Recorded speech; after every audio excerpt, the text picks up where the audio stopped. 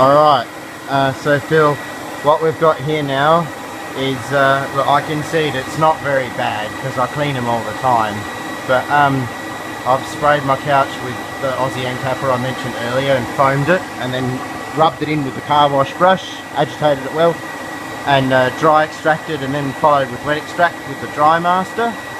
And as you can see, in the tank here we have the effluent, and it's taken on a slightly milky appearance because the surfactants are polymers. Well, I presume that's why, because I've noticed that the effluent water pretty reliably takes on this sort of milky colour when I use the Aussie Encappa as a hot water extraction preconditioner. There is no defoamer in the tank. There's acid rinse that tends to foam up quite a bit in the rinse water. It's the research fibre safe product. I'm not in love with it, but I'm using some of it up on upholstery. It seems okay.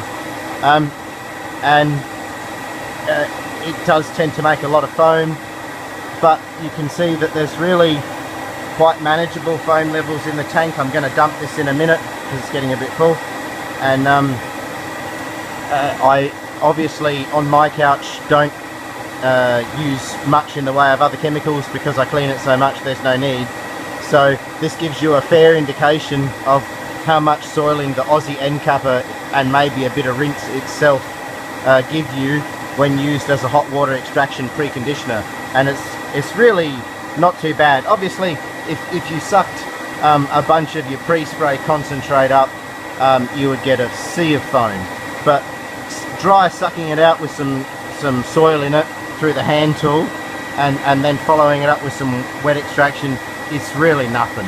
So it's a really good chemical that says you can do this with it, and it does work really well for me, and I hope that provides a bit more perspective.